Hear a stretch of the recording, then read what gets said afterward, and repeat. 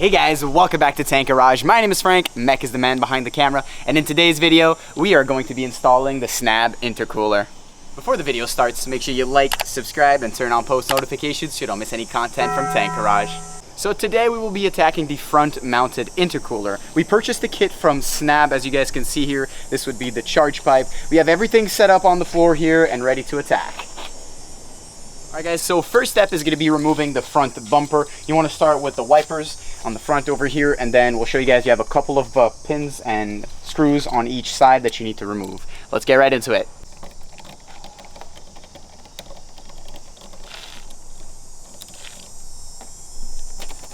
Alright guys, so the wipers are removed. We also removed the torque screws that are connecting to the bumper brackets, and now we're going to remove the little trims on the side here. So you want to take a flathead screwdriver, just wedge it in the back over here, and when you have space, put your finger in and just take it out very slowly so you don't break the pins. Okay, so next step, there's going to be 2 bolts in the front once you've removed the plastic trim. Depending on your year and the model, the size may vary. For this one, it's a 10mm. So they're right in this hole over here. So you want to get yourself a 10mm socket. You want to go inside of there and then just take it out.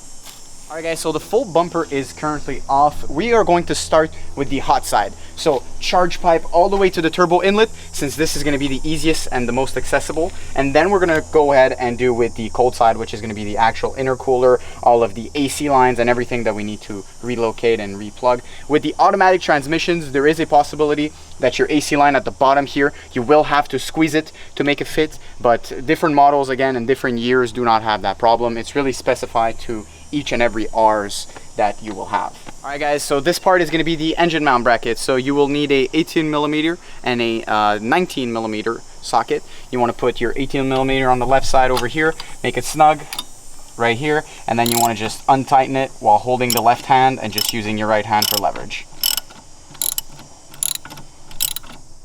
Alright guys, so next up is going to be the side bolts for the strut brace right here. So you want to grab a 13mm socket again, and you're going to have 2 bolts on each side.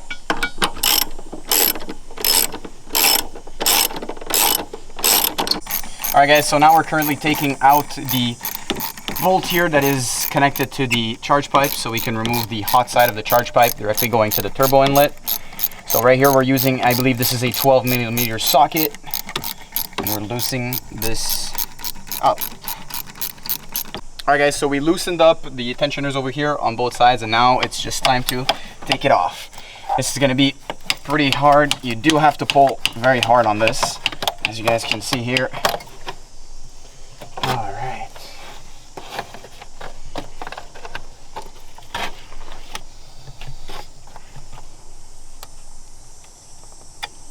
Getting there, guys.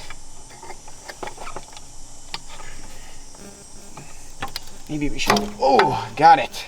God damn it. That was way harder than I thought, guys. As you guys can see, I'm sweating. It is super hot here in Montreal, and I really don't understand. There is 2. Why is there 2 of them? See, guys, this is why sometimes taking over somebody else's project is just the worst idea ever. Was this bolted on the valve cover?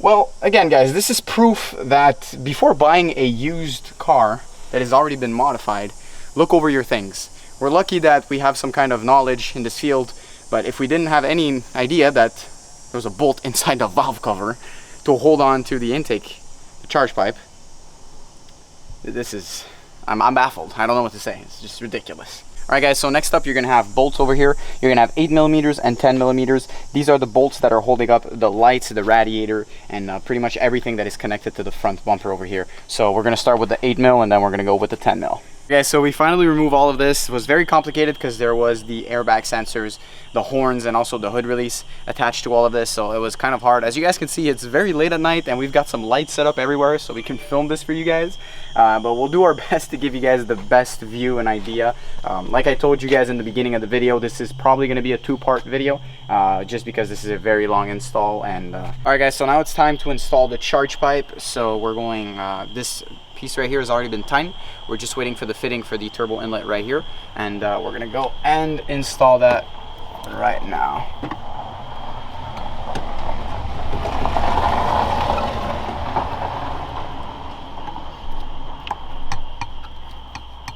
Here we go. So many cuts and sweats later, the charge pipe is on perfectly. Let's go.